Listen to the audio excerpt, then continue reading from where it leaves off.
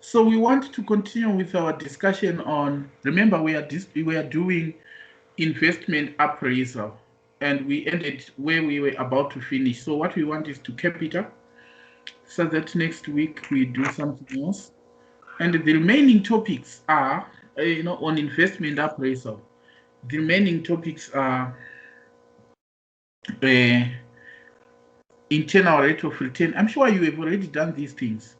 Internal rate of return, profitability index, you are yet to do it, which is capital rationing, and again asset replacement decisions and so forth.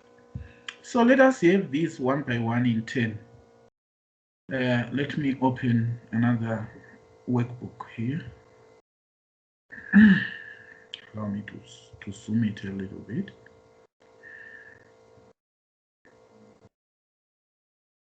Okay. Our continuation on investment appraisal techniques. Let me share my screen so that you'll be in a position to partake on what I'm discussing here. Today we want to discuss we are still continuing with investment appraisal techniques.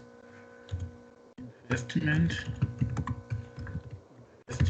appraisal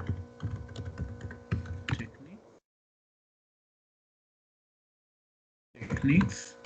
So we are continuing with that, and today we want to discuss, this is continued. So today we want to discuss 1, IRR, 2, profitability index,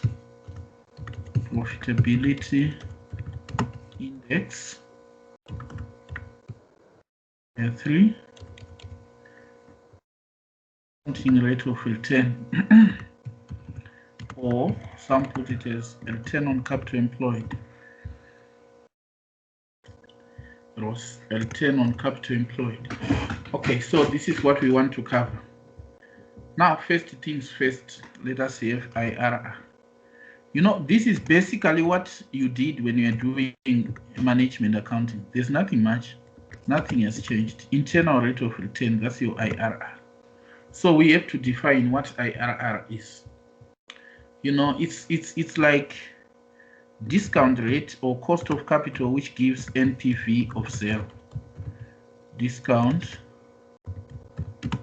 rate or cost of capital, which gives an NPV of 0.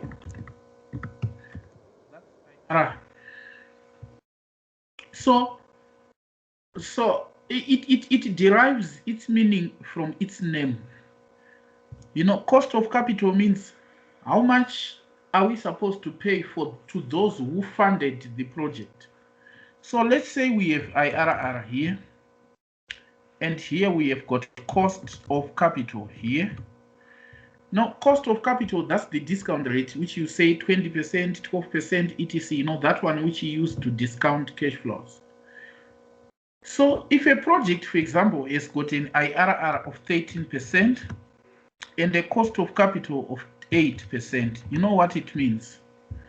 In layman's terms, it means as the project is generating cash flows and we invest those cash flows internally, because suppose a project has got 4 years, it means if it generates cash flows in year 1, we plow back or reinvest the cash flows into the project. So IRR is telling us that as we are reinvesting cash flows into the project, it is giving us a return of 13% internally, meaning if we get money for year 1, reinvest it into the business, internally it is generating 13 cents per dollar. But cost of capital now says those who funded the project, in other words, those who provided the money for the project, they need 8 cents per dollar. That's 8%. So you can see that if IRR is greater than cost of capital, then the project is acceptable because it is giving us more internally than what we are paying to those who gave capital. So the decision criteria is the project is accepted. The project is accepted if IRR is negative. IRR exceeds the cost of capital. Project is accepted if IRR exceeds the cost of capital. In other words, what we are getting internally is more than what we are paying those who gave us capital. I'm sure you used it to calculate IRR when you were, perhaps you used to calculate IRR when you were working with two formulae. Nowadays, because your exam is computer based, here is how you calculate IRR. So let me give you project cash flows, for example, to say here. Then I say 0, 1, 2, 3, 4. 0, 1, 2, 3, 4, for example. And then I say net cash flow. So you just have your net cash flow. You still remember IRR, we used to have two NPVs to compute two NPVs and stuff. Nowadays it's not like that because it's now computer based. Cash flow in year 0 it's negative 3,900, 1,200, 1,500, 1,600, 1,580. Right. Let's say these are the cash flows for your project, and you want to calculate IRR. All you simply do is you just say IRR equals. IRR equals. Then you come to another box and say equals IRR. You open a bracket like this. You highlight the figures from year 0 to the end. Press enter. That's how you calculate IRR. So it's 18%.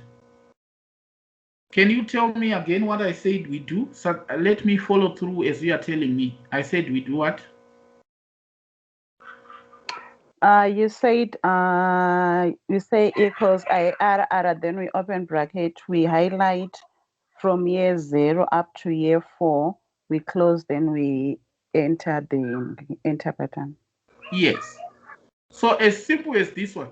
That's how you now calculate IRR. Now you may say, I remember working two formula, making one positive, one negative. So do I get all marks if I just do this? Yes. Because the exam is now computer based, meaning examiners are looking for those who know this one, who don't spend unnecessary time doing all that. So if IRR is less than cost of capital, the project is rejected. If IRR is less than cost of capital, the project is rejected. On that, we reject it because it is returning less than what it is costing us. So we accept if IRR exceeds cost of capital, and we reject if IRR is less than cost of capital.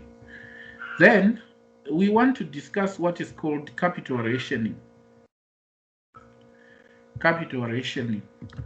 Capital rationing. Now, what comes to your mind, Kathy, when you hear that something is being rationed?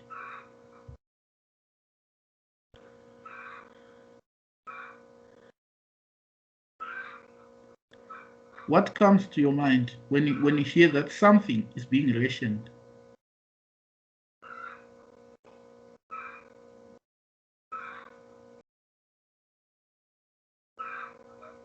I think it's something which is being shared. Yes, you are right. Something is being rationed if it is being shared, and something is being shared if it is in short supply. That's the issue. So in this case, what is being rationed is capital, and it is capital which is in short supply. So what we do is capital rationing occurs when a firm has insufficient finance to undertake all projects,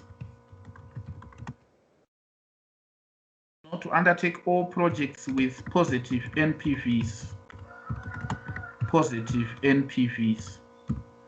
That's capital rationing. When you want to undertake projects, but the projects have got positive NPVs and you don't have enough money, we say you are facing a capital rationing situation, meaning you need to find the best way of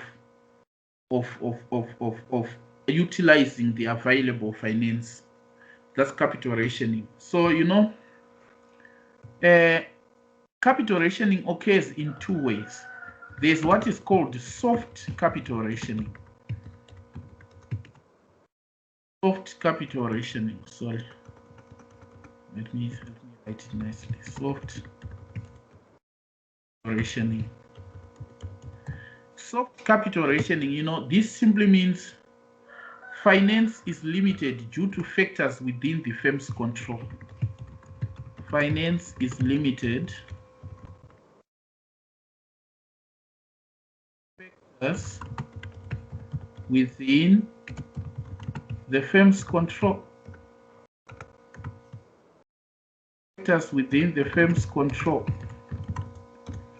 That's soft capital rationing, where money, the available resources are limited, not because for the sake of them being limited, but due to factors within the firm's control. What these factors might be, for example, e.g., directors' maximum capital expenditure budget, setting maximum capital expenditure budget.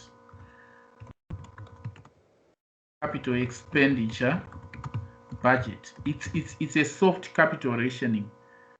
It's not like money is in short supply, no, but directors are just saying, let us spend this much.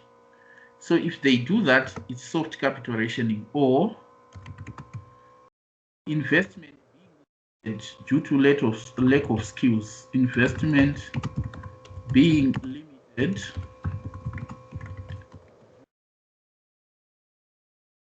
of skills and competencies.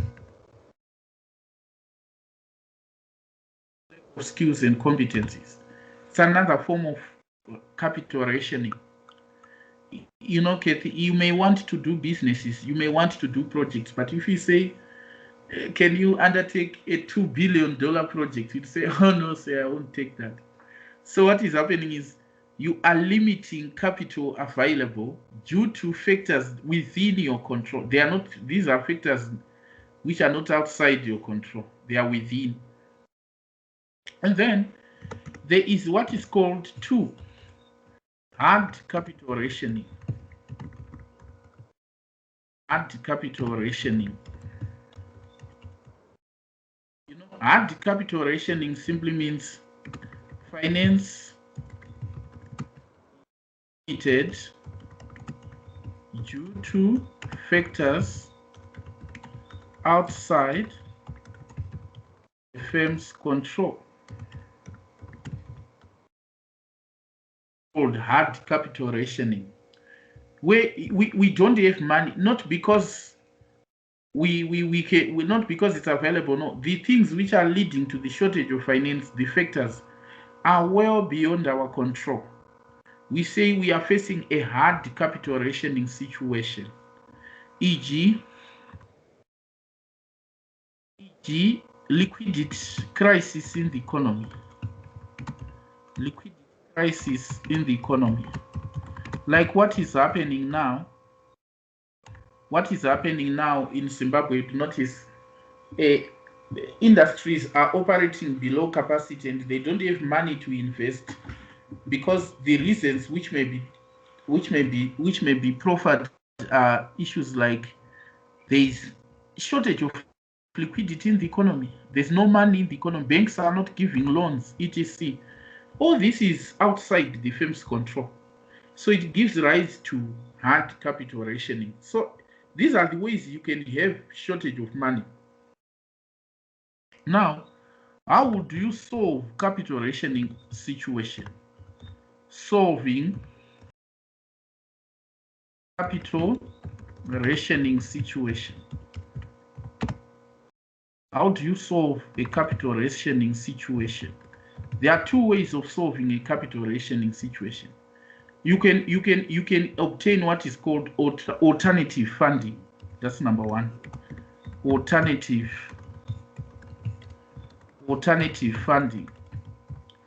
You can get the money elsewhere, not necessarily the money. You can have, for example, leasing the asset, leasing or renting the asset, renting the asset for the project, renting the asset for the project, instead of outright purchase. Rent the asset for the project instead of outright purchase. Another way to fund is you can use venture capital. Venture capital. Now you may say, what are venture capital? Venture capital, these are businesses which give money to struggling but promising firms. We call this venture capital. But the money that you get from a venture capital, it's so expensive, but you can consider using that money again to solve a capital rationing situation. Another way is you can use Islamic finance. Islamic finance. I shall discuss with you what Islamic finance is, but suffice to say, Muslim, when it comes to Muslims, their only way of extending credit to firms, which is different from what we use in our commercial or capitalist banking model, where if you are given a loan, you have to pay interest. When you talking of Islamic finance, there is no interest that you pay. If you get a loan, you share profits with the person who gave you the loan. If you make a loss, you also share the loss with the person who gave you the loan. These are Islamic financial products. Then two, you can actually come up with the best, some call it optimum project mix from available funds using profitability index.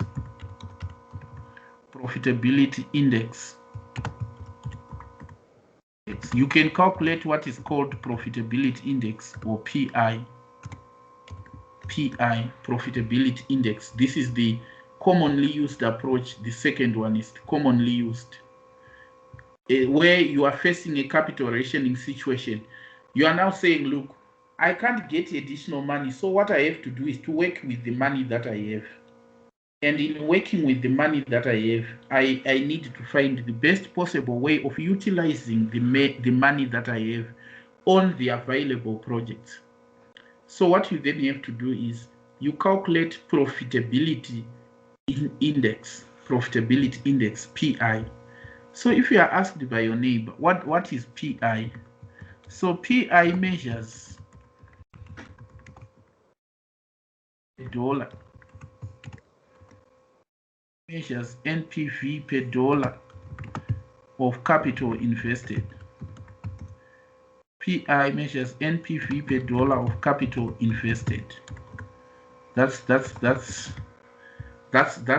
another way. So you say PI, or profitability index, equals NPV of the project over initial investment.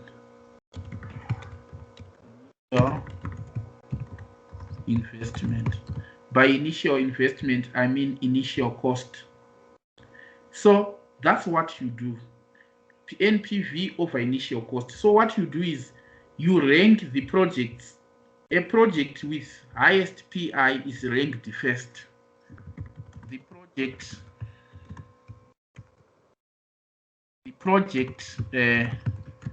with highest PI is ranked first.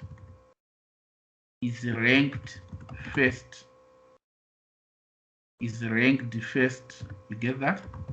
The project with highest PI is ranked first, and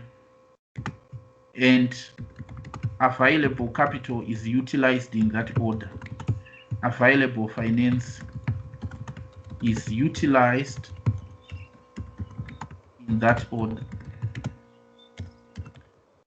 Rank your projects using PI, and then the one with highest PI takes the money. If there's still funds left, you go to the second. If there's still some funds left, you get to the third project until the available funding is utilized in full. You get that? So profitability index, PI assumes a single period capital rationing, assumes a single period capital rationing. It assumes a single period capital rationing in which projects are divisible.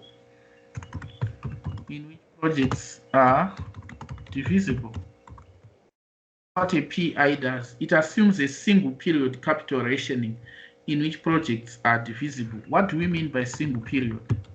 Single period implies that projects are to start at the same time.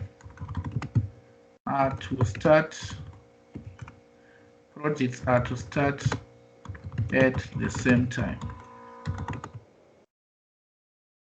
That's single period capital rationing.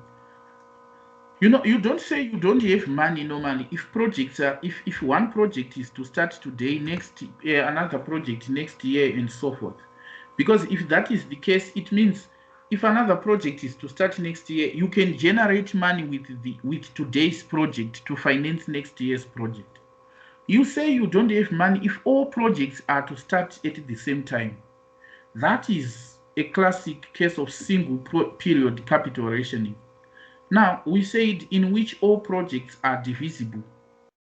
You know, when we are saying projects are divisible, we are saying they can be partly implemented. Carefully.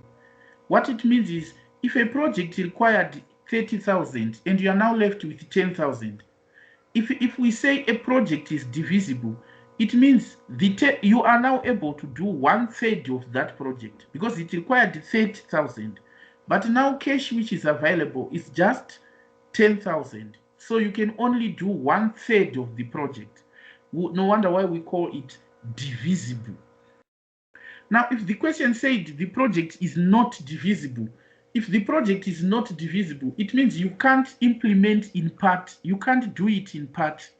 So if you are left with 10,000 and the remaining project needs 30,000, and the examiner says it's not divisible, it means there's nothing you can do. The money you have, you now have to put it in the bank or to just use it to finance your working capital, your day-to-day operations. You can't do it, put it in the project because an indivisible project cannot be implemented in part. In other words, you can't do fraction of it. Right? Last but not least, accounting rate of return. Accounting rate of return or return on capital employed. You know, the accounting rate of return, or basically the return on capital employed, it uses, I'm sure this one you did it when you were doing management accounting once again, it uses accounting profits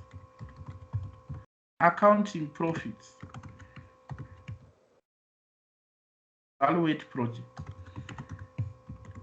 to evaluate projects. That's the accounting rate of return. It uses accounting profits to evaluate project. Meaning profit which takes into account non-cash items such as depreciation. Profit which is after deducting depreciation, which is after deducting.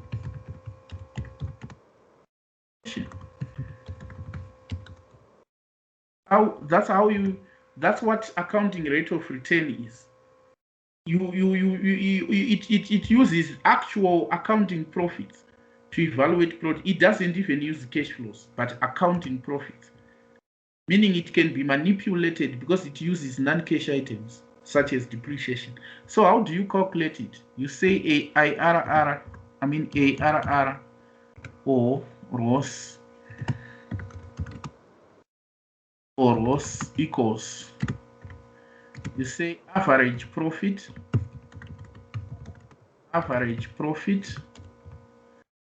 divided by average investment.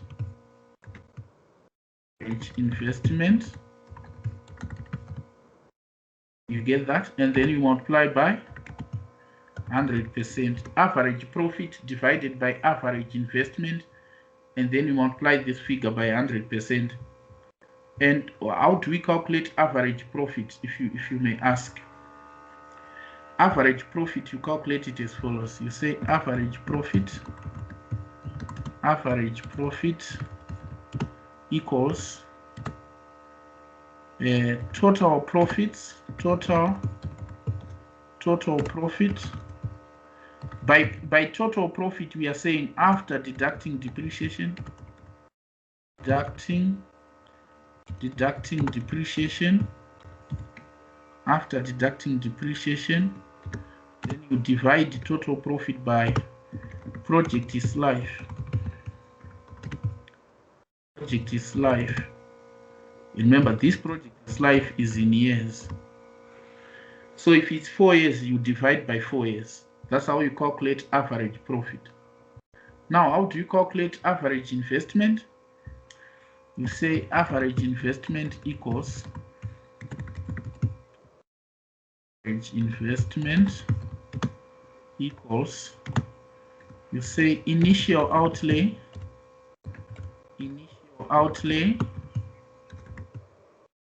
plus residual value,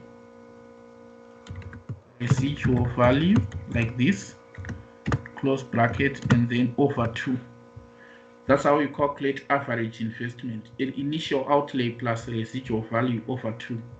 Now, if you are asked how then do we use ARR, remember it's return on capital employed. So if it's 20%, it simply means per dollar of capital employed, you got 20 cents. That's what percent means, per dollar.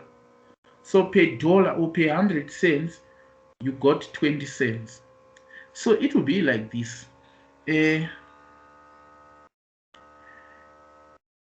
Companies normally set a target ARR. Companies normally set a target ARR. Then projects whose ARR exceeds target, whose ROCE, no, we can say ARR or ROCE, whose ROCE exceeds target are chosen. Projects whose ROCE exceeds target are chosen. So if as I have said, if your target ARR is 20%, it means you are saying per every dollar that we invest, we are expecting to get 20 cents. That's what your target ARR tells you. For every dollar that you have invested, you are expecting to get 20 cents. You get that? So if a project then comes with an ROCE of 25%, it means you have already exceeded the target. So let us have illustration for ROCE. Illustration.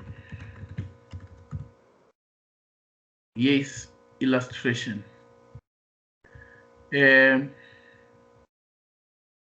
let us say cost of project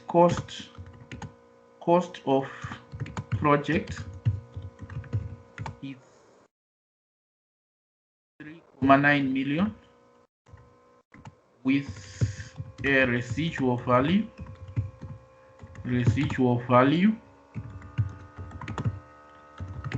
of 0.1 million and end of its 4-year life. 4-year life. So the project is 4 years. Then annual cash flows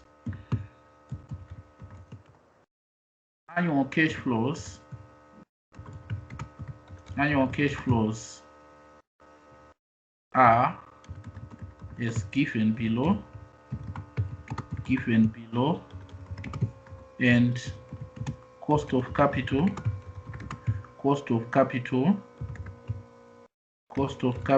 is 12% required. Let us, okay, annual cash flows are as given below, and cost of capital is 12%. Let me just use the cash flows that I have here, these ones. Annual cash flows, copy. All right.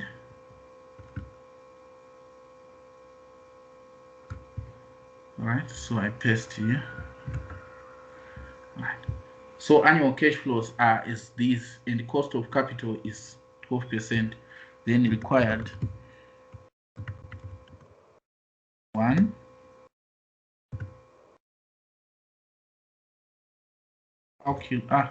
Let's say let us just say calculate ARR for the project. ARR for the project. Now what you do is, when you are calculating ARR, you still do it the same way we have shown in the working. So you say solution.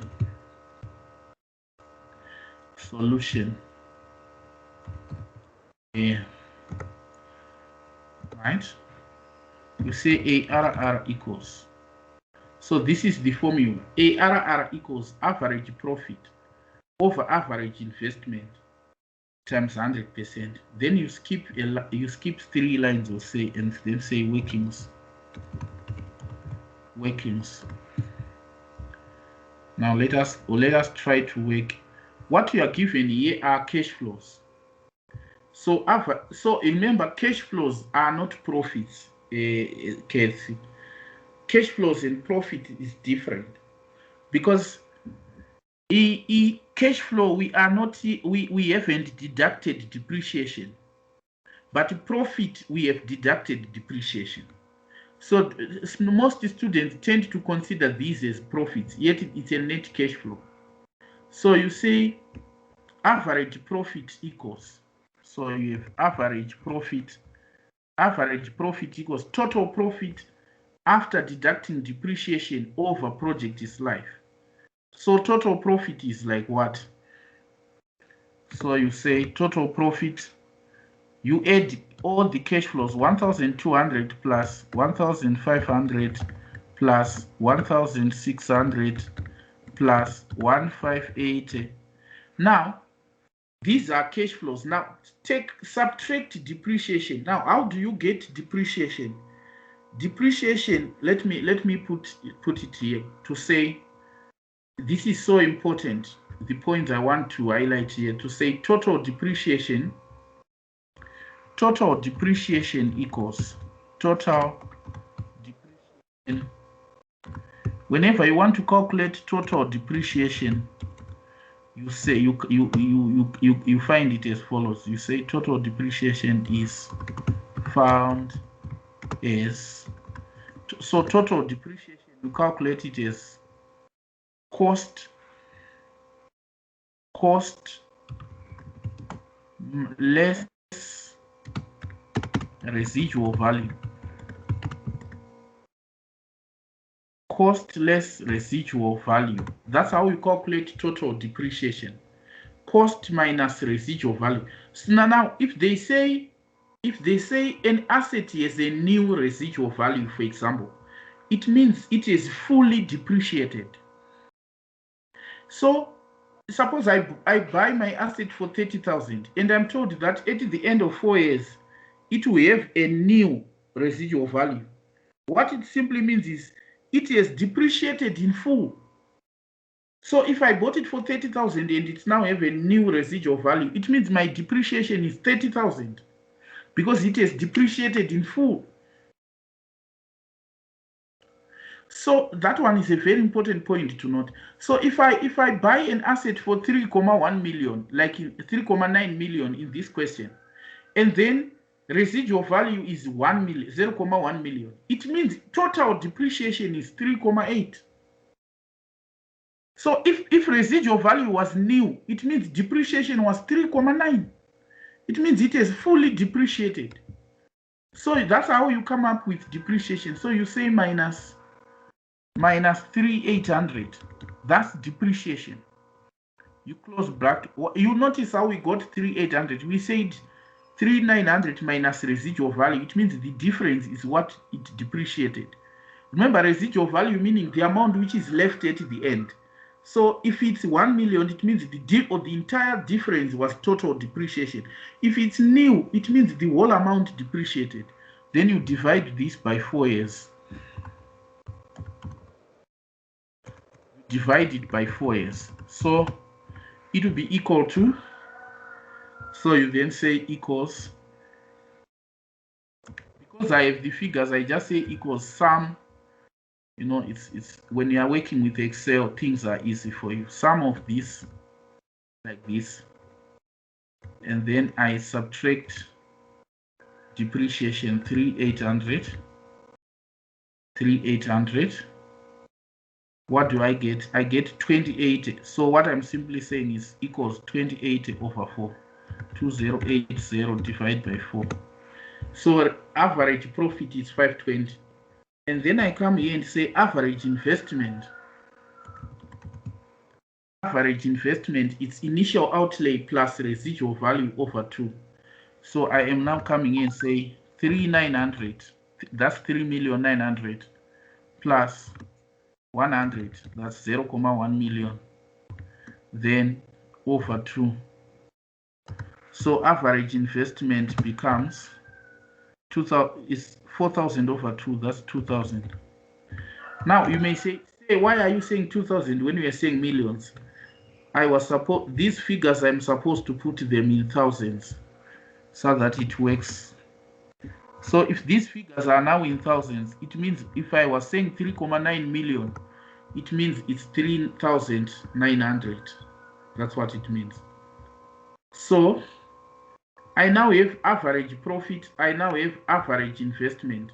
So return on capital employed is now, I then come here where I've left the space and just say equals 520 divided by 2,000. I give the answer as a percentage. That's my return on capital employed, 520 over 2,000. So it's 26%. That's the return on capital employed. Now, it simply means per dollar of capital, I get 26 cents. So now you may come across questions where the examiner is saying, calculate ROCE using average investment method. This is again the same method. It is the commonly used approach. All right, and then allow me to send a question paper here that we need to discuss. Let me share a question paper. I just want us to discuss a question where there's a mention on capital rationing of profitability index and stuff, so that we become complete with what we are doing. We don't leave it part way. All right? This question is in our program of study. You can check in our program of studies there. So I have sent the question in our WhatsApp, in our Skype class group here. You can still access it in our Skype chat. Allow me to open it so that you can as well access it. You can as well access it from your SES screen, because I'm using it to illustrate. Right? It's a very quick question. We will not take much of the time doing it. Right. It's question number 1 for that paper that I've just sent. Now the question says, yes, the question.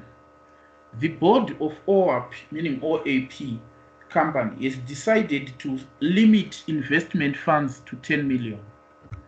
So finance which is available is 10 million. Now, whenever you see that there is limit, it means it's capital rationing mechanism. We don't have enough money, so to speak. So the board has decided to limit funds to 10 million for the next year and is preparing its capital budget. The company is considering considering 5 projects as follows. So there's project A, investment required and net present value. So you can see the amount of investment required for all these projects is more than 10 million. So the company is facing a capital rationing situation. So all 5 projects have a project life of 4 years. Projects A, B, C, and D are divisible, and projects B and D are mutually exclusive. All net present values are in nominal after tax terms. So when they say nominal, they are saying after accounting for inflation. So all these projects are in nominal, meaning after tax terms, meaning we have taken into account inflation. Now, when they say project B and D are mutually exclusive, they are trying to tell us that if you choose one, if you choose either of the two, you exclude the other. Mutually exclusive meaning they cannot be undertaken together. So if one is chosen, automatically the other one is excluded. Now continuing, Project E is a strategically important project which the board of OAP company have decided must be undertaken in order for the company to remain competitive, regardless of its financial acceptability. Information relating to the future cash flows for this project is as follows. So, yes, sales volume in units, and then you are given selling price, variable costs, and fixed costs. Now, the question is, these forecasts are before taking into account selling price inflation of 5%, variable cost inflation of 6%, and fixed cost inflation of 3.5%. The fixed costs are incremental fixed costs, which are associated with Project E. At the end of the 4 years, machinery from the project will be sold for a scrap value of 400,000. So this is the residual value. The tax allowable depreciation on the initial investment cost of Project E is available on 25% reducing balance basis, and OAP company pays corporation tax of 28% 1 year in arrears. When they say tax is paid 1 year in arrears, they are saying tax for this year is paid next year. So if tax is paid 1 year in arrears and a project has a life of 4 years, in other words, for cash flow analysis, we need to add another year so that you incorporate the tax. The balancing charge or allowance is available at the end of the 4th year of operation. The company's nominal after-tax cost of capital is 13%. Required. Calculate nominal after-tax NPV for Project E and comment on the financial acceptability of this project. So, notice NPV for Project E is not calculated. They are saying it's to be calculated. So this is what the examiner is now saying. Calculate the NPV for project E and comment on the financial acceptability of this project. So we are continuing with illustrations. So this is now illustration number 2.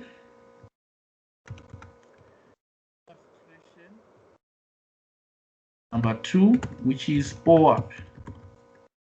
The board of OAP. It's OAP. It's June 2014 question 1. Board of OAP. So what we are doing is first nominal NPV for project E. Nominal NPV for project E. Nominal NPV for project E. Project E. That's the nominal NPV for project E. So you do it the same way we did last week's question. Remember what we said? We said you say year. You have 0, 1, 2, 3, 4. The project is 4 years, but you are now adding another year, year 5. The reason why you are adding year 5 is because tax is paid 1 year in arrears. And then you say units. This is how you go about it. So units is thousands of units, because we want to give our figures in thousands. So units is thousands of units. So you come to the question, what are your units? 12, 13, 10, 10. You are no longer saying 12,000. You are just saying 12, 13, 10, 10. 12 in year 1, 13 in year 2, 10, 10. In year 5, remember, there's nothing, because in year 5, we just added year 5 for the issues of tax. Now, I said after you put units like this, you close the units. The reason units are closed is because they are there as control totals. And then you come to put your monetary notation for figures. We have units because we shall use them to calculate revenue, to calculate all other stuff. So you now have your monetary notation for your figures like this. Nicely, make sure there's a great deal of neatness when you're answering questions on this topic. And then, what then do? You then say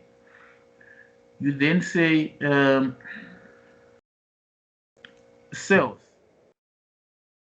Now, when you're calculating sales, you simply say quantity times selling price.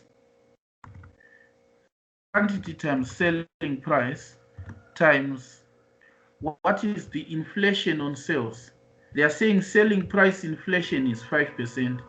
So remember, when you are multiplying with inflation, you say times open bracket 1 plus 0.05 close bracket to the power shift n. Your n in this case is your year. Always remember that your year is your n. See what is selling price in year 1? It's 450. So all I simply do is I say equals quantity times 450, that's the selling price per unit, multiplied by 1.05, that's 1 plus 0. Oh, 1.05 to the power n. So this one was supposed to be 1 plus, not 1 equals. It was supposed to be 1 plus 0.05 like this to the power n. So I just drag to year 4. But I recognize that by dragging, my selling price is still 454, yet the selling price here is changing. So I have to change to 475, 500, and 570. So in year 2, it's 475. I change my selling price to 475. In year 3, I change my selling price to 500, like this.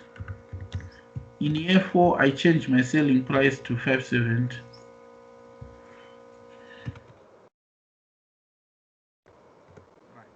You can put your figures to 2 decimal places. This is still fine.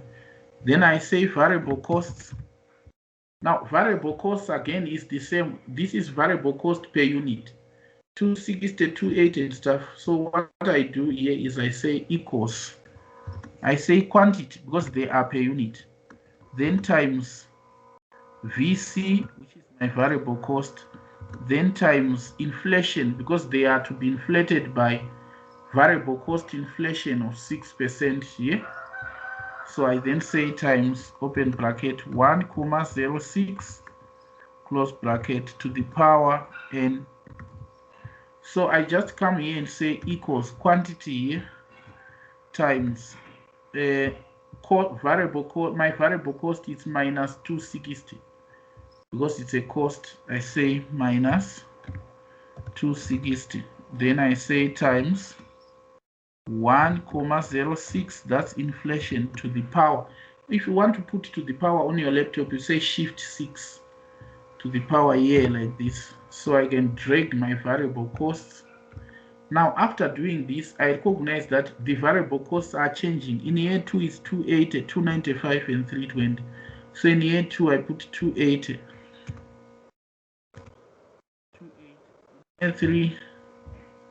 In year 3 I put 295. So here it's here it's 280. Year 3 I put 295. Or I put 320 just to make sure that my variable cost line is correct. But the formula already I have already highlighted or dragged the formula. Then I come to fixed costs. Fixed costs, I check, are they given per unit? No, they are not given per unit. They are given in total, but they are before taking into account inflation of 3.5%. So I just say fixed cost, put dash, say inflated at 1,035 to the power n. That's the inflation. So what I'm simply doing is I say equals minus 750 times 1,035 to the power n. Remember, n is the year. You can even punch to say to the power 1 to the power. You can punch instead of linking like what I'm doing. Right? You can, instead of saying to the power 4 like this, you can, by linking 4 with your formula like what I've done, you can just type to the power 4. It's still fine. But I'm teaching you quicker methods of solving these things. Now it's important if I may highlight, if I may give my negative numbers by brackets so that you can see that these numbers are negative. So after doing this, what you get is called pre-tax cash flows. This is called pre-tax cash flows. Cash flow. So the pre-tax cash flow line, you are just adding from the top there. That's pre-tax cash flow line. You drag it, and then what you have is like that. And then tax, they are saying tax is at 28% and is paid 1 year in arrears. So you say tax at 28%, tax at 28%. Now notice how we treat tax when it is paid 1 year in arrears. I come here. Tax for year 1 is paid in year 2. So I come under year 2 and I say equals minus 0.28. That's my 28% times. I then multiply by profit for year 1 like this. Not for year 2, because tax for year 2 is paid in year. Tax for year 1 is paid in year 2. So after linking my formula, I can then drag through to year 5. You can see that in year 5, there's tax for year 4 like that. You get that? So these are actually negative figures because these are taxes, right? And then you then say tax benefit on capital allowances, tax benefit on tax allowable depreciation. Remember, Another name for capital allowances is tax allowable depreciation, and this you say working one, because you have to work this out, working one. And then after putting working one, you then say initial cost for project one. You know, the initial costs are given here, where they are saying initial investment. So project E requires 5 million. Because my figures are in thousands, I put it as 5,000 in year 0 to say minus 5,000. And then residual value.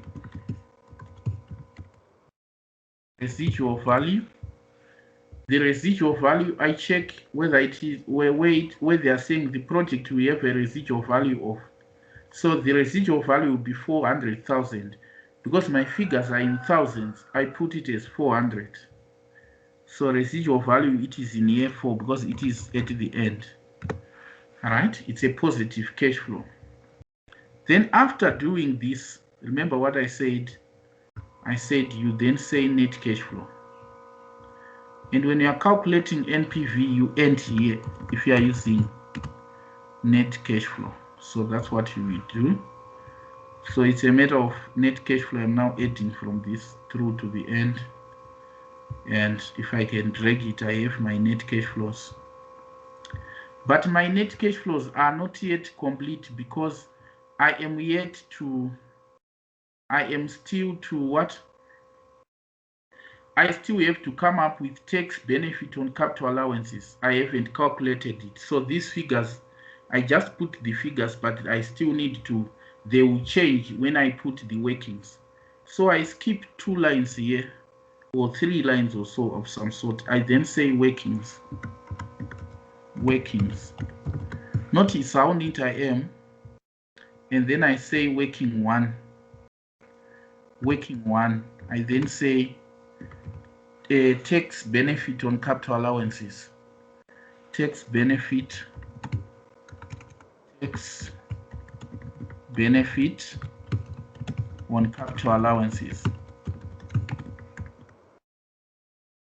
on capital allowances. So with this, I then say I do the working that we did last week, but it is important just to say to do exactly the same way to take the same years that you have here. Oh, okay. The same years. You know, I like linking. You can type the years manually, but I like linking them like this. Like, so here are my years. So what I do is I say tax base at start. Remember, for depreciation, when we are saying tax base, we are simply saying carrying amount. But for tax, you don't say carrying amount, you say tax base. Then you say tax allowable depreciation at 25%. And then you say tax base at end. Or just saying carrying amount at end. That's what we are saying, tax base at end. So we have tax base at start, tax allowable depreciation, and tax base at end. So it will be like this. Tax carrying amount of the machine at start is 5,000. And tax allowable depreciation, they are saying it's 25% reducing balance basis. So what I come here and do is I say equals 0.25 times reducing balance, meaning it is based on the original cost. At end, I say this minus tax allowable depreciation. So there you go. Because it's reducing balance, it means in year 2, the carrying amount, the closing carrying amount in year 1 is the opening in year 2, like this. So I can as well drag this to make sense. Notice I'm dragging it to make sense. But in my dragging, I want you to notice something. As I am dragging like this, when it comes to year 4, notice I said in the final year, you don't use the formula, rather you take the residual value. The residual value is 400. So in year 4, you come here and put 400 here. So that the capital allowance here is the balancing figure. You remember? I said you then say equals this minus this. The final, it is called balancing figure. No wonder why the examiner is saying a balancing charge or allowance is available at the end of the 4th year. Whether this statement is there or not, just know that in the final year, you put what is given as residual value here under tax base at the end, such that the capital allowance is the balancing figure. So if the residual value was 0, instead of 400, you were going to put 0 there, so that the capital allowance will be 2,109 minus 0. So you put 2,109 there. Remember, our working is tax benefit on tax allowable depreciation. So you then say tax benefit equals tax benefit equals, you then say third multiplied by 28%. So you're saying this tax allowable depreciation, then you multiply it by 0.28. That's tax allowable depreciation. So you drag it like this also. So you drag it like this. Now, this year I may just delete it, the year 5, and ignore it. Now, notice, this is my tax benefit on capital allowance. It is this line which is shaded in red that you were calculating. Now, because tax is paid 1 year in arrears, notice, it means tax benefit for year 1, it goes in year 2. Tax benefit for year 2 goes in year 3, and so forth. So when I come to my cash flow analysis here, the way I treat tax here is the way I treat tax benefit. So I come under year 2 and say equals, and then click here, 350, enter. Such that when I drag, all I have to do now is to drag it like this to year 4, to year 5. So are you noticing? It is already selected all the benefits. All the benefits are already selected, and even my cash flows are now adjusted. Now, the cost of capital for this company, we are told that the cost of capital is 13%, and the question was calculate net present value for project E. I told you what we do. I said, once you get to net cash flows, you simply say NPV, and then you come here and say equals NPV. I said you open bracket, and you put the rate. The rate is 13%. Make sure you put the percentage sign. And then you put comma. Make sure it's comma, not a full stop, but a comma. And then you highlight figures from year 1 to the end. From year 1, not from year 0. You close the bracket.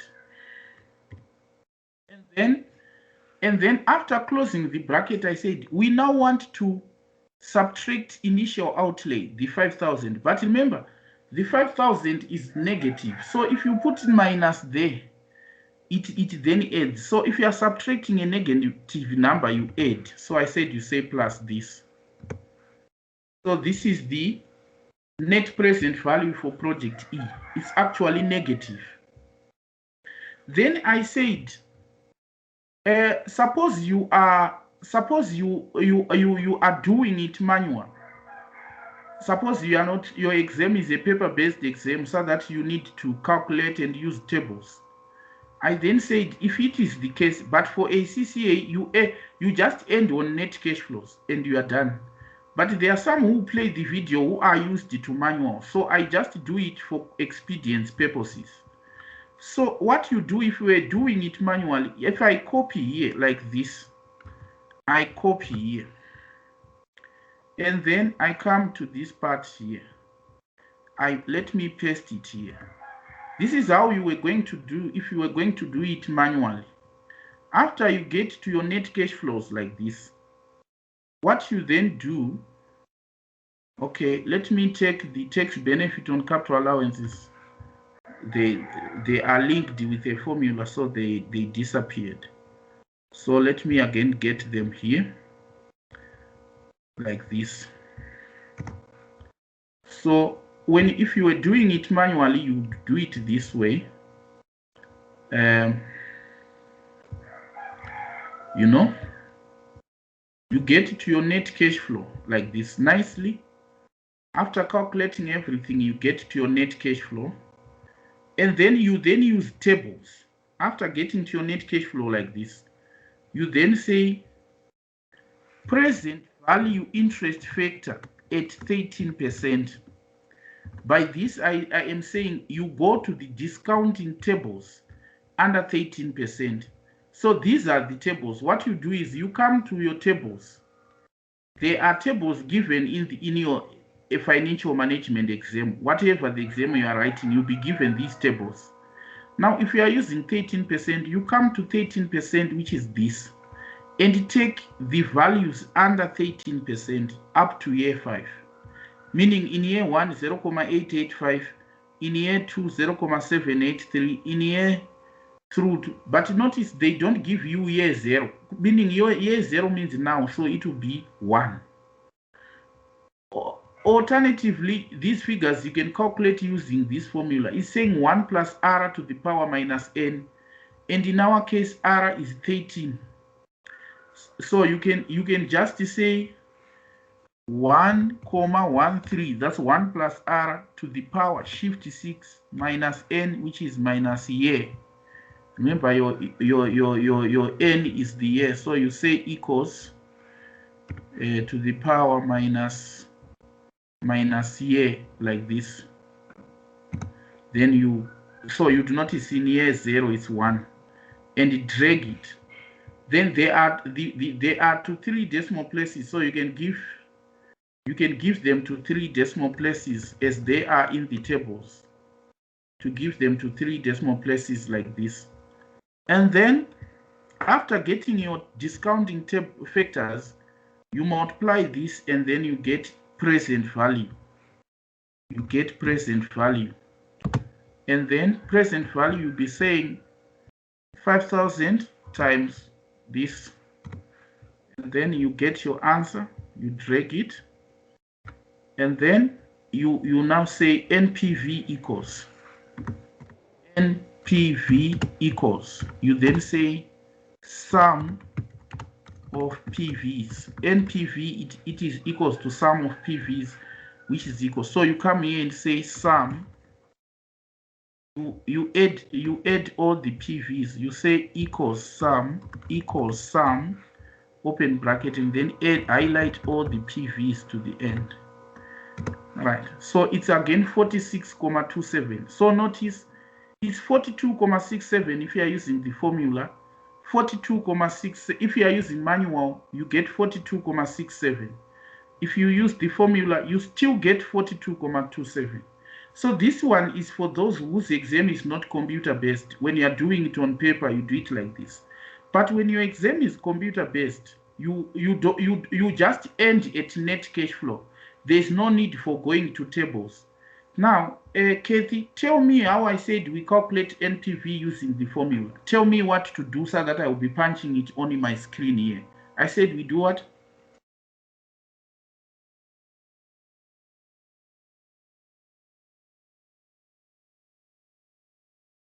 Senda Buddha, sorry. Okay. Who was there? Tazik, talk to me. I said, how do we calculate it?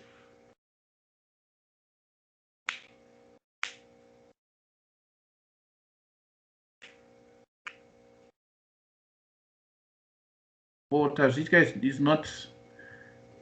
is not around. Oh, it's Tafar. Sorry, Tafar. I said, how do we calculate it? Ndubva wapinda mulecture izvezvi maita ndapinda ndatangira kuita pamuri kutanga kuita. All right. Yeah. Okay, I get you. So make sure you play from the beginning. So okay. I said when you're calculating NPV, if your exam is computer-based, all you do is you calculate your net cash flow. You calculate your cash flows up to net cash flow like this. And then you say NPV equals, like what I have typed here. And you come to a separate cell and say equals. You come to a separate cell and say equals NPV, and then open bracket. You put the rate is 13%. Make sure there's a percentage sign. And then you put a comma. And then highlight values from year 1 through to the end. Ignore year 0 for now. You close the bracket. After you've done that, you now need to subtract year 0 cash flow. But because year 0 is negative, if you say minus a negative, it will add. So if you want to subtract a negative number, you add it. You then say plus this. So if the question said calculate IRR, you would say IRR equals. Remember we did that. We said how do we calculate IRR, Kathy? You said we highlight all the years from year 0 to whatever year. Then yes. Yes, so I said you say equals IRR. It is this part which I want. Equals IRR, open bracket. And then you highlight all the years from year 0 to the year to the last. And then you close the bracket and press enter. So the IRR for this project is 13%, but if you want to the actual degree of accuracy, the IRR is actually 12.56% if you increase the decimals. So that's how you'll be doing it. Now, continuing. Now, NPV for project E is minus 46,000. Remember, these figures are thousands, so it's minus 46,270. In your opinion, do we have to undertake the project or we have to reject it?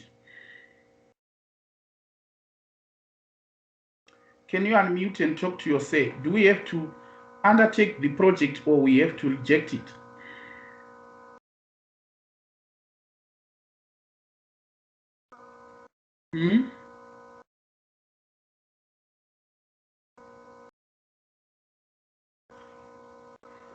I'm waiting for your answer. The project is NPV is negative 46.27.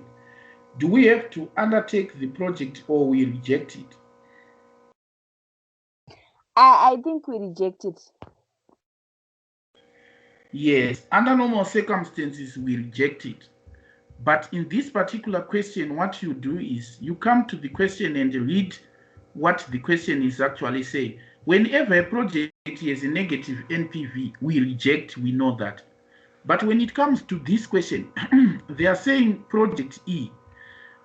And project E is the project that we are doing. They are saying this is a strategically important project which the board of OAP have decided must be undertaken in order for the company to remain competitive, regardless of its financial acceptability. So you can now see that this project, even if it is negative, it has to be undertaken. So there are certain issues where you are given by the examiner you don't actually follow the traditional decision or conclusion. Certain projects are called strategically important projects. For example, consider this business for Net One, which is into mobile production, banking, EcoCash, etc. Do you know that even if mobile business is network business is incurring losses, Econet, if you close network business, it means all businesses to do with EcoCash, to do with banking, to do with quite a lot, they will suffer. So it means the network business, whether it has got negative NPV or not, it must remain open for the firm to function. If they close it, the whole firm closes. So such businesses are called strategically important. So they are saying project E is like that. So when you are concluding in this question, you would say, if though NPV is negative, though NPV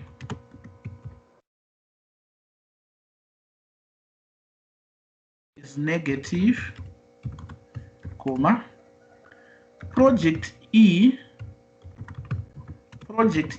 must be undertaken since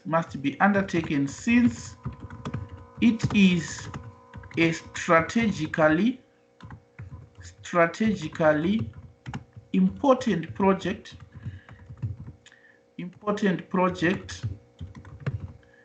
vital for the firm to remain competitive. The firm remain competitive. So it's important to go back to the case actually to get some of the information which we call case specific, meaning which might be just relevant to that question only. If it was another question where a project has a negative NPV, you would say it has to be rejected. Now, question number B says, calculate the maximum net present value which can be obtained from investing the fund of 10 million, assuming that the normal after-tax NPV for project E is 0. So funds are limited to 10 million in this case. We only have 10 million available to invest. So this is called capital rationing. So what you do first is you must first rank projects using profitability index. So as part of your answer, you come here and say part B. Say since finance is limited to 10 million, finance is limited to $10 million,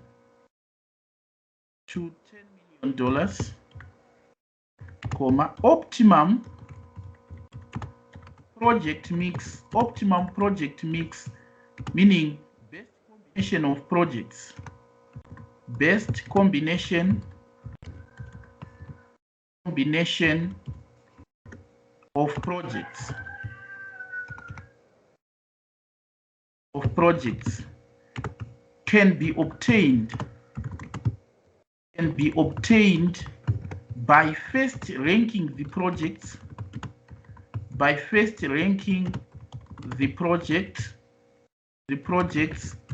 using profitability index.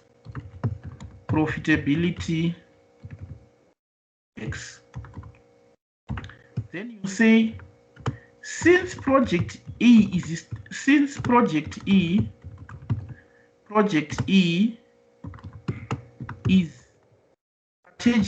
important,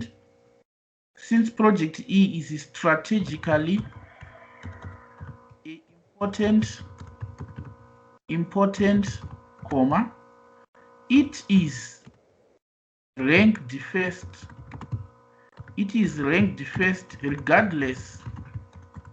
regardless of its PI ranking, profitability index rank, regardless of its PI. So that's what we need to do here. So you do notice the examiner doesn't even ask you to calculate PI. You need to tell the examiner yourself. So we are told that project E is strategically important, meaning that one must be done. So whether you rank with PI or not, project E must be done. You understand that? So what you then do here is you say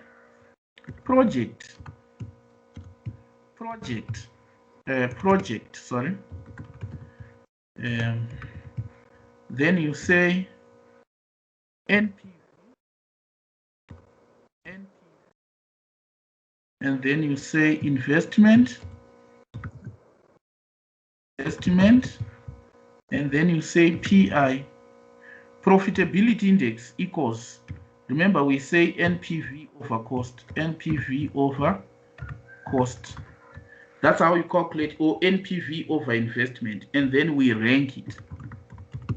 Ranking. So what we do is we start with project E. This one They are saying, in this case, consider NPV of project E to be 0. So in this case, let's say NPV for project E is 0. Investment required here is 5,000. Then PI ranking is not applicable.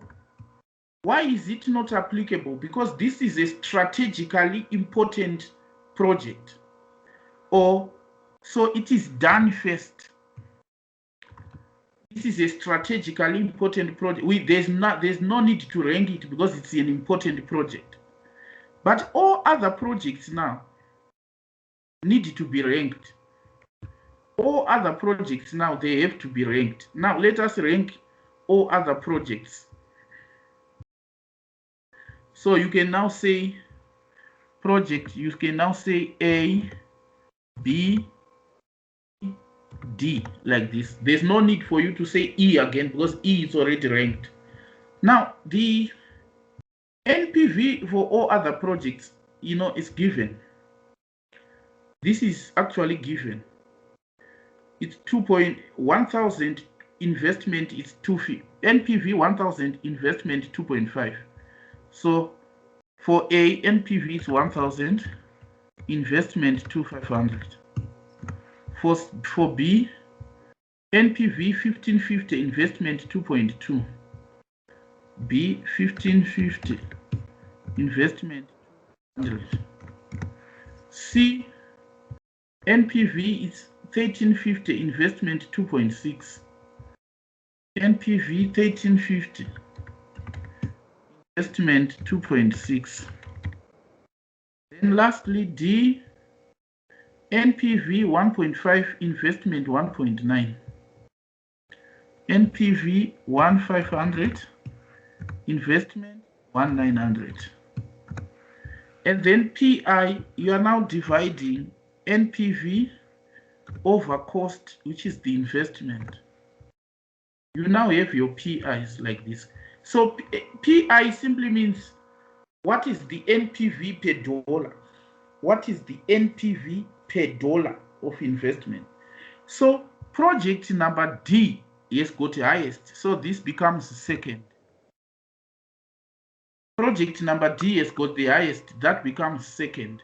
But notice there is a statement here which is saying projects B and D are mutually exclusive, meaning the moment you do project D, there's no more need for you to do project B.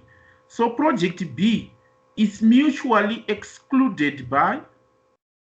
So that's what it means. Project is mutually excluded by D. So once we have said D, we have taken D. This one we can cross it like this. It's no longer relevant.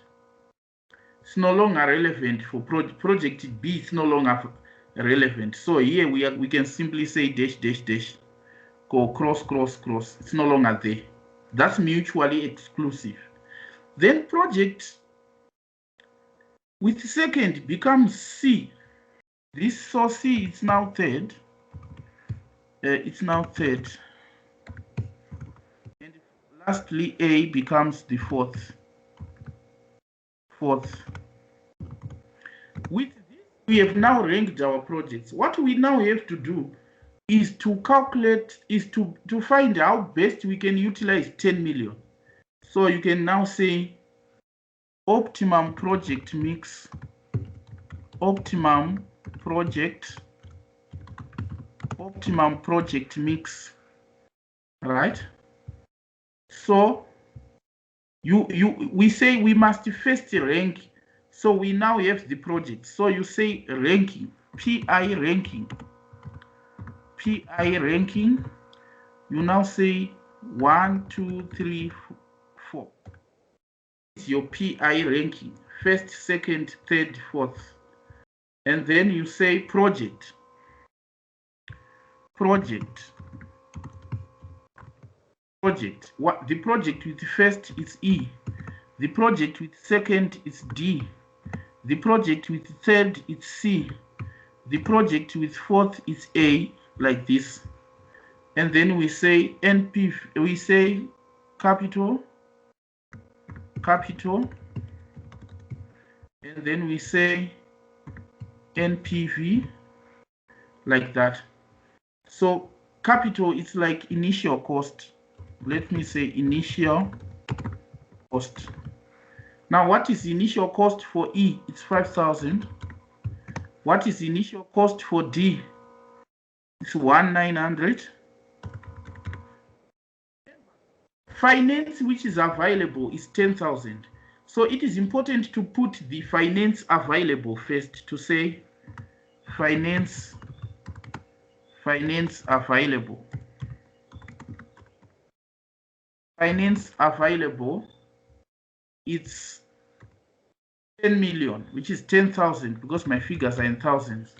So if, as I am utilizing this, finance should not exceed 10,000. So I'll be checking. Now I am at what? I am now at 6,900. And then I say C needs how much capital? 2.6. And I check how much am I now at? I'm now at 9,500. So what it means is A, it's now 500. Because even though A needed 2.5, I can't now have 2.5. I can only have 5,000. So this one is a balancing figure. You get that? It's that's now a balancing figure there. Because I need 10,000. So the only investment which is left for A is 500. And now what are my NPVs? Notice. Now, before I come to NPVs, you need to understand why is it A needed 2.5 here, but we are just putting 5,000. It's because our money is not enough. And also you need to check whether if these projects are divisible. So you do notice that, yeah, so you are told projects A, B, C, D are divisible. There's this word. Divisible means you can undertake them in part, or in other words, you can do a fraction of that project. That's what divisible means. If the question said they are not divisible, it means the 500 which is left here, we were not going to apply it to A. We will just put it to the bank, because there's nothing we can do. We cannot have A or undertake A as a fraction of the project. You get it? So let us now go to NPVs. NPV for E, they are saying it's 0. Examiner says put 0. Then for D, it's 1.5 here.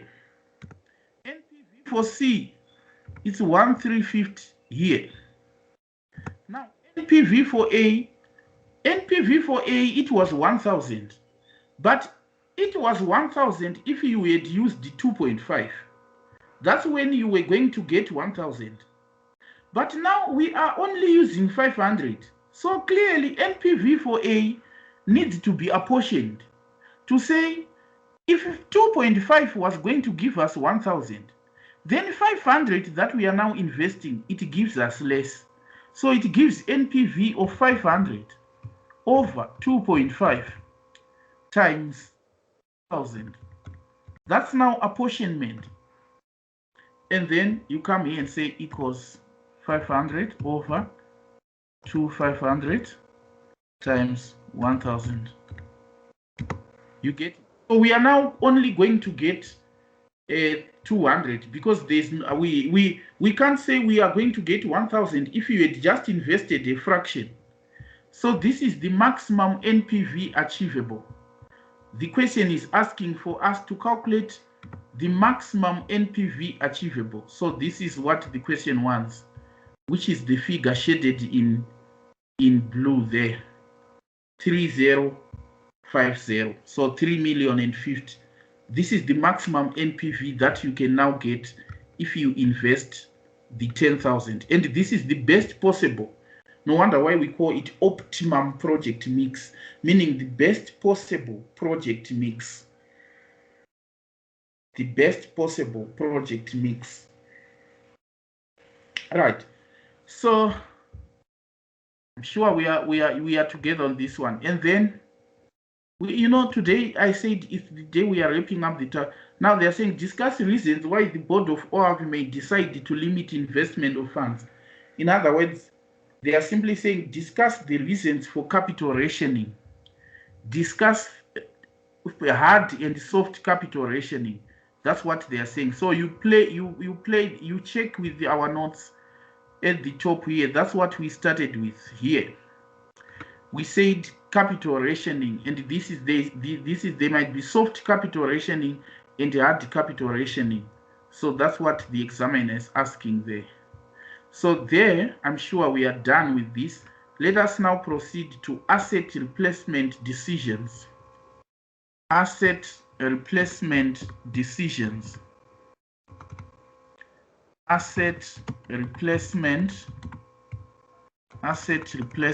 decisions. Replacement decisions.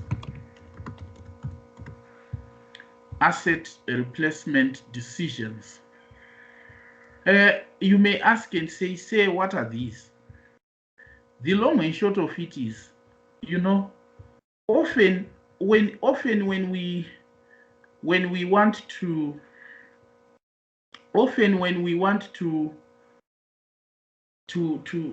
invest, for us to make a better investment decision, it's so important to know when to replace the asset. You normally come across a situation where someone is struck, or gonyet, we call it gonyet. Someone is struck, is just moving.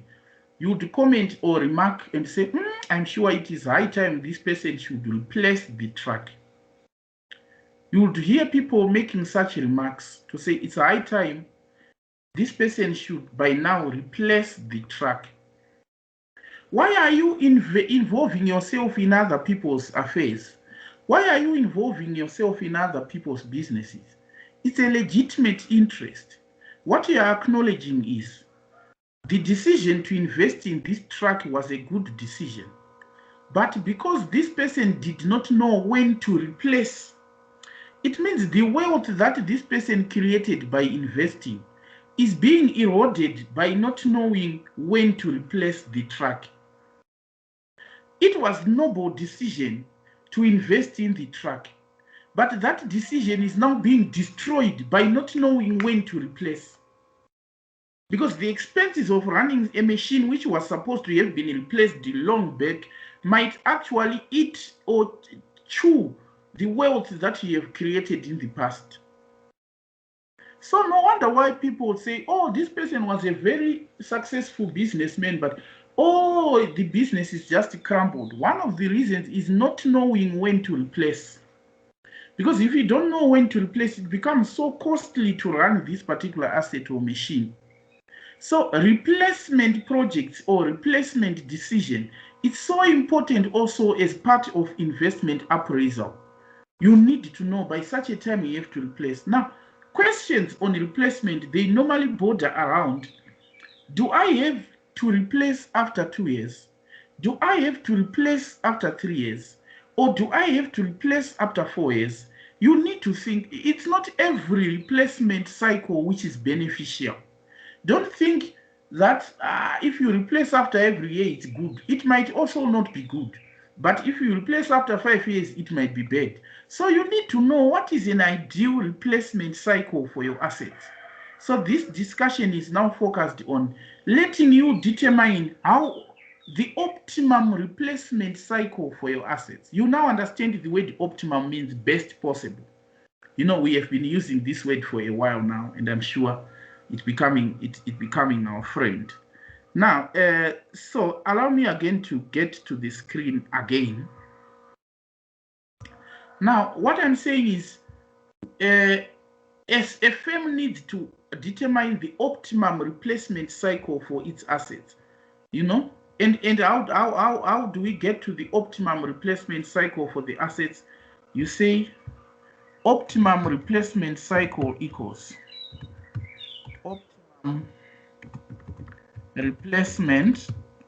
optimum replacement cycle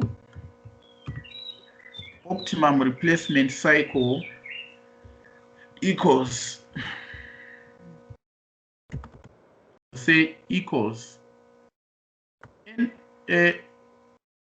equals the one with lowest equivalent, the one with lowest equivalent annual cost, the one with a lowest equivalent annual cost. So this one is the optimum or ideal replacement cycle, the one with the lowest equivalent annual cost. So how do we calculate equivalent annual cost? If I can put equivalent annual cost as, okay, so let me put equivalent annual cost as EAC. So the replacement cycle to choose is the one with the lowest equivalent annual cost, where EAC, equivalent annual cost, equals NPV on the cycle, NPV on the cycle divided by present value of annuity factor on the cycle,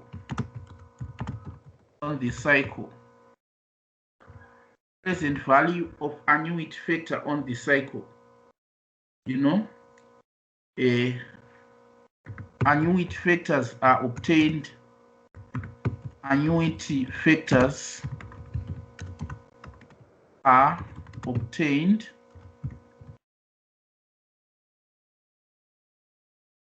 cost of capital. Factors are obtained using cost of capital. So that's how you determine the optimum replacement cycle. Simply NPV divided by present value interest factor of annuity on that particular cycle. So when we are saying annuity factors, it's a matter of coming to the tables here. Suppose we say cost of capital is 20%, you come to annuity table. When we say PV and of annuity, it's like present value of annuity. That's what that is the name for this table. It is called the present value of annuity factors. So no wonder why we say PV of annuity. So if the cost of capital is 13% and you want to replace over 2 years, you just say annuity factor at 13% on the cycle of 2 years, which is this. Annuity factor at 3, if the cycle is 4 years, at the cycle of 4 years, you take this. These are the annuity factors you then use as a denominator in this formula. Now let us wrap up by doing a question where there is a mention of asset replacement decisions. I'm opening the revision kit that I sent to you, and I want to get to asset replacement decisions. Asset replacement decisions.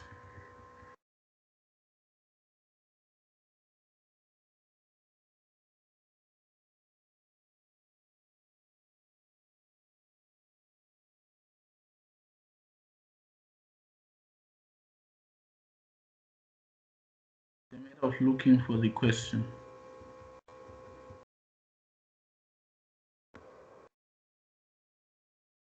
So you can see this is the question we have done for OAP.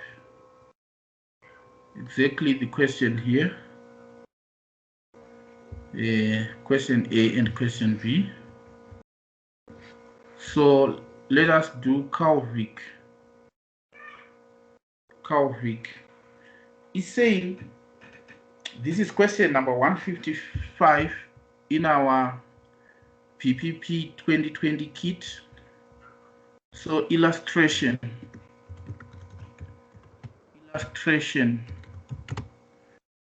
We do have Calvic question.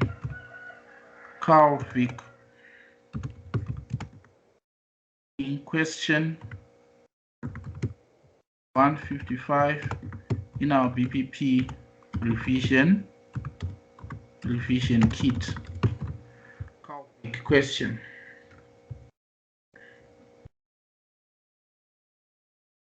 All right. So there you go. It's saying, so here's the kit. So let me read.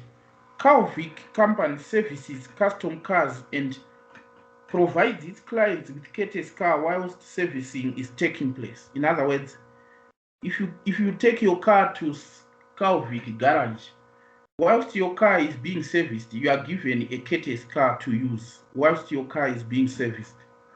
So they are saying it provides a courtesy car while servicing is taking place.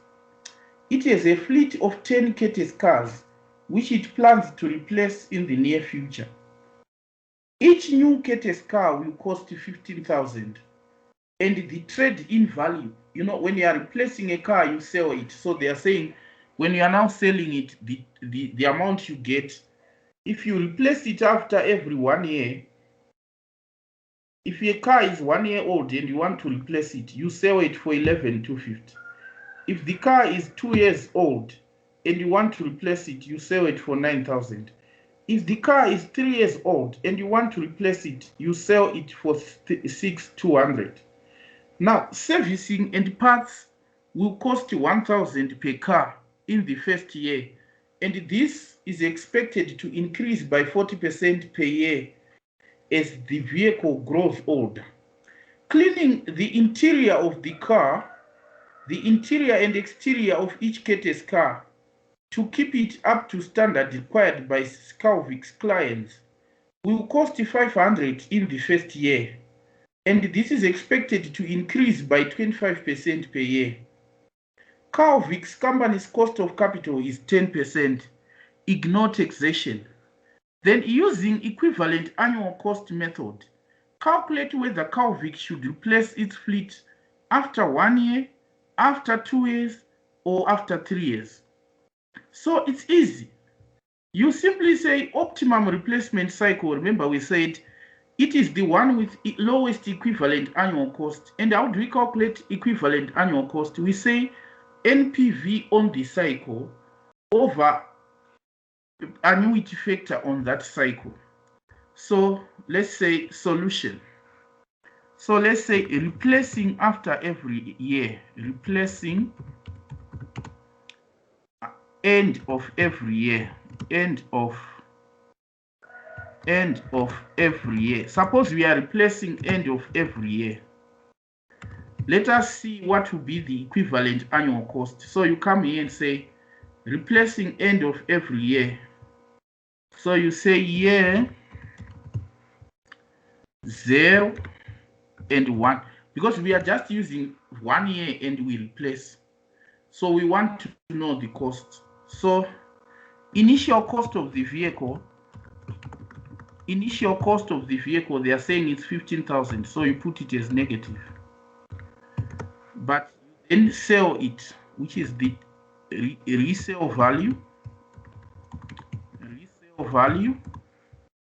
If you replace after every year, you resell it for 11,250. So that's 11,250. It's cash that you get. And then cleaning, servicing costs. Let's say servicing, you have to service it, and they're saying for the first year, servicing costs are 1,000 in the first year. So you say 1,000. It's a cost. And then cleaning costs. Cleaning costs 500 in the first year. You are given these. So what you then have to do is you now have net cash flow. Net cash flow.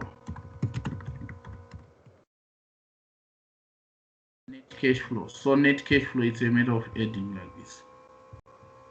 So this is my net cash flow here. So there you go.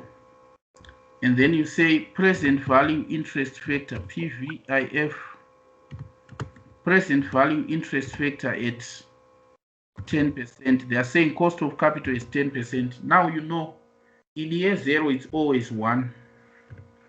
Then in year 1, I told you, you can go to the tables or just say 1, 1, that's for 10% to the power minus year.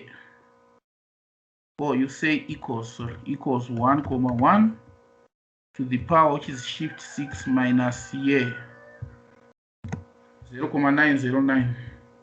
You can bring it to 3 decimal places so that it reflects what we have in the tables. So you then have PVs. Are you not seeing that? You now have PVs. You say PV.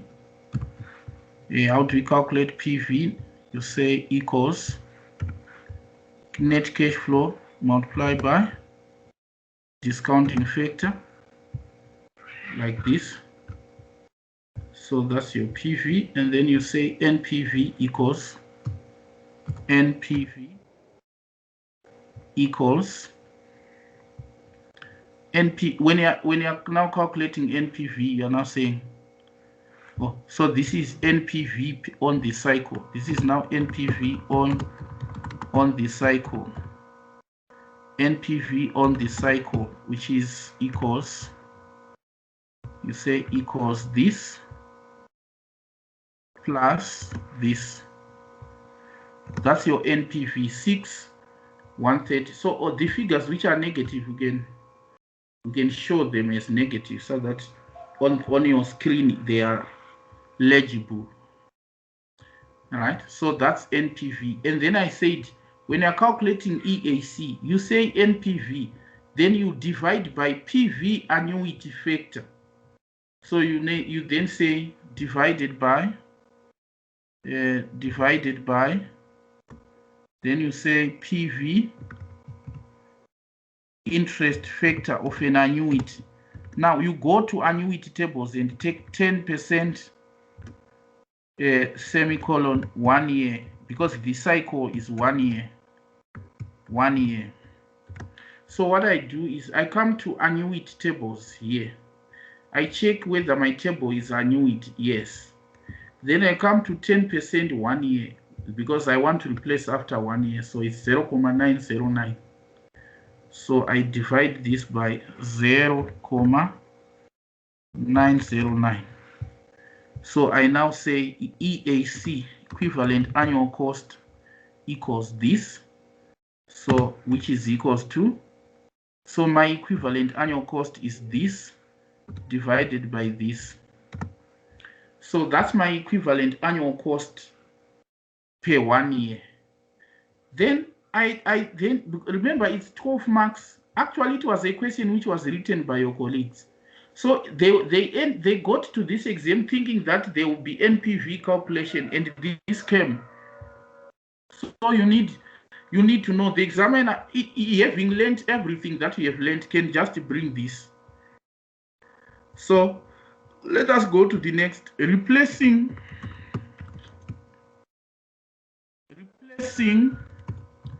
end of every 2 years.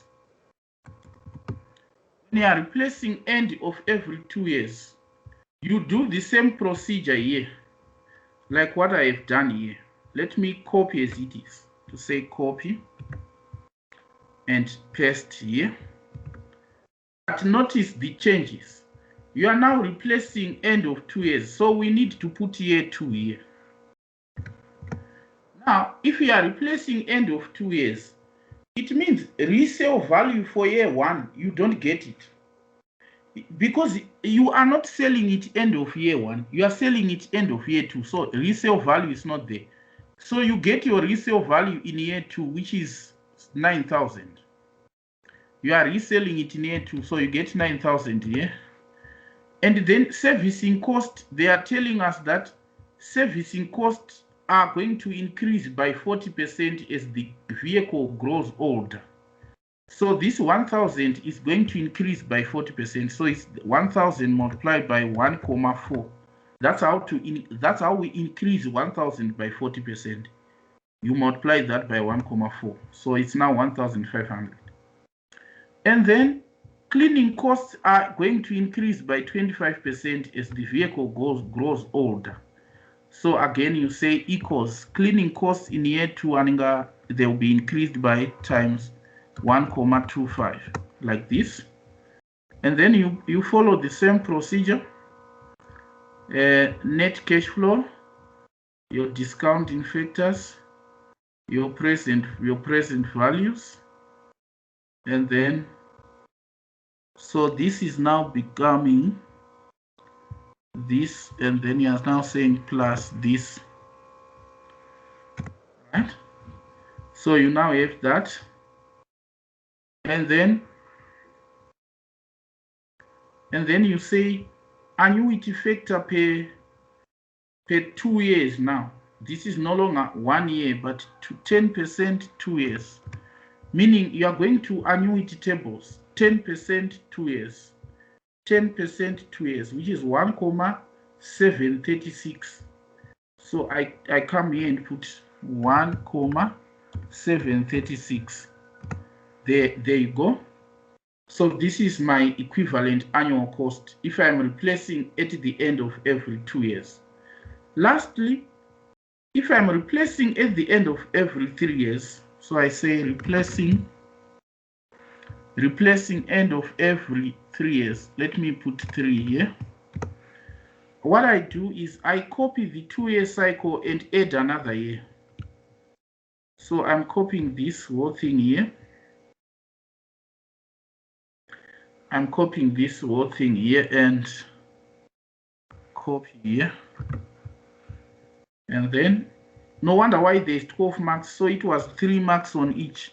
4 marks on each. 4 marks on each to get to 12 marks. So here I'm adding another year, like this, 3. So what I'm doing is resale value, I'm now getting it in year 3 because that's when I am selling it. So I come to year 3 and get what will be my resale value, 6.2. So I come here and put 6.2. But the cleaning costs, servicing costs are again increasing by 40%. I just drag my formula because I'm multiplying this by 1,4. Cleaning costs by 25%. And then net cash flow, I just extend it like this. It's a matter of dragging your formula because you have already calculated your stuff. Discounting factor and done. And then my NPV, I am adding the other, this one here. Right? And then annuity factor, I'm now saying 3 years instead of 2 years because I'm now replacing on a cycle of 3 years. And then what will be the annuity factor for 3 years? I go to the tables and I take 2,487, 10%. So I say 2,487. And this is the equivalent annual cost. So are you not seeing my equivalent annual costs? So if I say summary, let me say summary here. If I now have the summary, like let's say EAC for 1 year, EAC on a 1 year replacement cycle, 1 year replacement on 1 year replacement cycle. Let me go and pick it with the formula. EAC, it was 6,750. And then I say EAC on 2 year. Pardon? Excuse me, I have a question. I was raising my hand. I think I'm not on. I have a question pakuti zvonizvo. Is it kuti always tikufana kukopa nekupesta zvatinenge taita from a previous year, or if you're running out of time unongonyora year 3 chete, or it's always kuti yema years ari before unoapesta still? Yes, you paste the years prior because in in practice, Tafara, it's like this. You are replacing your car after 3 years. So you know that you have to maintain it for year 1, you have to maintain it for year 2. You also have to maintain it for year 3. Okay, thank you. Because in year 1 and year 2, you still have it. So you have to clean it. You have to maintain it. Then you sell it in year 3. Okay. All right. It's Thank you, actually sir. a good question. But are you not seeing that resale value is the one that you then push to the last year? Okay, so EAC after 2 years. So EAC after 2 years is this one. And then EAC on 3-year replacement cycle. EAC on 3-year replacement cycle. You now want to conclude. Now, what is the best cycle to replace your car? After how many years?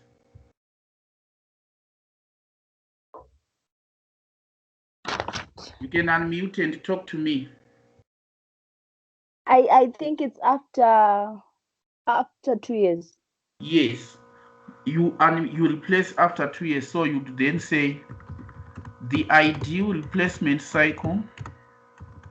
The ideal replacement cycle is after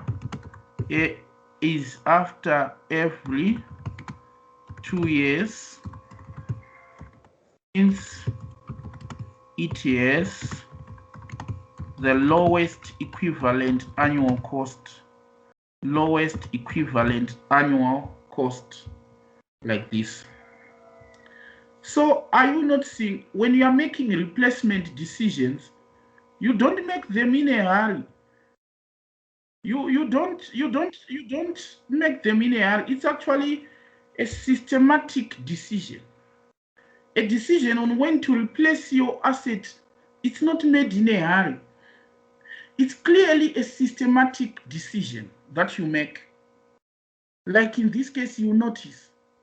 It's not something. So people always say projects are not benefiting them because they will be doing, say, taxi business, passenger transport business, and then they say, even if I bought new buses but still it couldn't figure it out. You now understand, it's not like you bought new buses. It's a question on when did you buy them.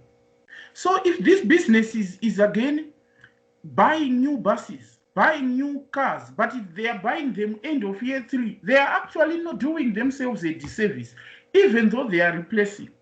You now understand that there is need to determine the optimum replacement cycle. And another thing that I also want to share with you is, now that we are done with topic on investment appraisal, you can now come to this revision kit here. Like all these questions are on investment appraisal.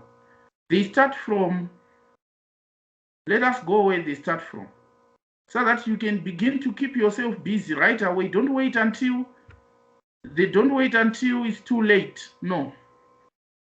So I expect you then to have, say, a calendar book, or to have yourself a calendar book, such that you, okay, so you notice there are quite a lot. Everything in here we have covered. We have covered this. We have covered everything. So you can start from question number 90 to 165. You know, these are the most extensive questions in this revision kit. From question number 90 to question number 165. But where I want you to start, remember, some of these are basic multiple choice, so that they may not have that much examinative effect. Let me scroll down because I want you to start somewhere where you achieve maximum benefit. So I want you to start on section C type questions, which is where section C type questions, which is question number 155. We have already done this. Notice number 155 is again talking about capital rationing, meaning how do we use profitability index when projects are divisible, meaning hard and soft capital rationing, again 8 marks, and this is a matter of referring to the notes. So I want you to start on question number 157. This one is about lease versus buy. We shall discuss it. So any question from 158 to the end, from question number 158 through to question number 158 through to question number 165, you can now do all these questions. Notice all these are past exam questions. When you say slash something, they are all past exam questions. And above all, they are also in the CBE practice platform assignments that I'm going to give you. Remember, we are going to give you assignments very soon. And these assignments are on a platform which you come across in the exam. So we call that CBE practice platform. So make sure that we are accumulating knowledge ahead of those assignments. But in the meantime, when I say a topic is done, you are now free to go ahead and practice questions on that topic. And practice as many questions. You need to practice as many questions as you can on that particular